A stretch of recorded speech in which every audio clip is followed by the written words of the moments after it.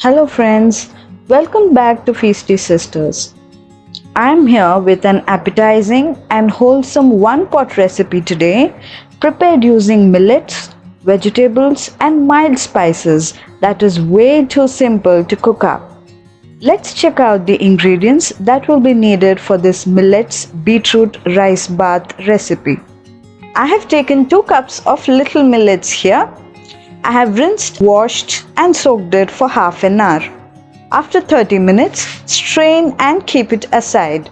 Meanwhile, I have grated 2 beetroots, sliced 3 onions, diced 3 tomatoes and kept them aside. Let's prepare a paste comprising of 1 small onion, 1-inch piece of ginger, 4 to 5 garlic pods, a handful of coriander leaves, 1/4 cup of cashew nuts and 2 green chilies whose quantity you could increase or decrease depending on your taste.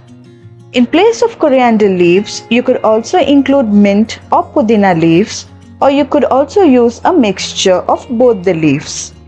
Blend all these to a smooth paste as shown. With all the prep work done, let's head on straight towards preparing the rice bath now. I usually prepare this recipe in a pressure cooker, but you could prepare it in a kadai as well. Heat a pressure cooker and add in 3 to 4 tablespoons of ghee to it. Next, in goes the whole garam masalas, 2 bay leaves, 1-inch cinnamon stick, 4 cloves, 1 green cardamom and half teaspoon of black pepper. Once these whole masalas splutter and start emitting a beautiful aroma, add in 3/4 teaspoon of fennel seeds or sauf. In goes the prepared paste now. Make sure the flame is low and mix the paste well till its raw smell goes off. Once the paste is cooked well, add in the sliced onions and stir fry the onions very well with the paste. You can see the ghee floating along the sides of the pressure cooker now. Next goes the grated beetroots. Fry for some time. Add in the sweet corn next. I have taken frozen corn. You can take fresh corn and boil it once before using it at this stage. Saute them. Time for the masalas now. Add 3/4 teaspoon of pav bhaji masala. I have used it to enhance the taste. You can skip it if you want. Add 3/4 teaspoon of garam masala powder, 2 teaspoon of salt, 1 teaspoon of sugar and mix everything well. The combination of ruby beetroots and yellow sweet corn is simply breathtaking. What do you guys feel about it? Drop in your opinions in the comment section below. Add in the strained millets now and fry it well for 5 to 10 minutes. Keep the flame low and keep stirring. Add the diced tomatoes now and mix well.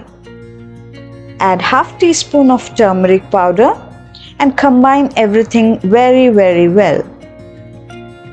Add hot water into it.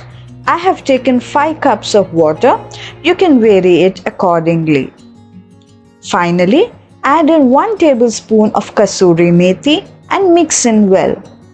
Check on salt and you can make it more spicy if you like by adding in red chili powder now.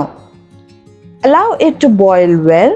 Close the lid and allow it to cook well for 5 to 6 whistles. Once done, open the lid, give the rice bath a good mix and garnish with coriander leaves.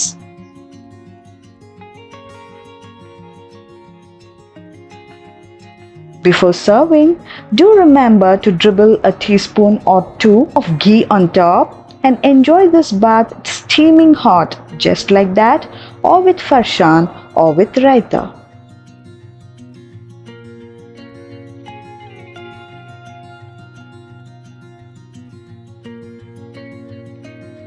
Thanks for watching.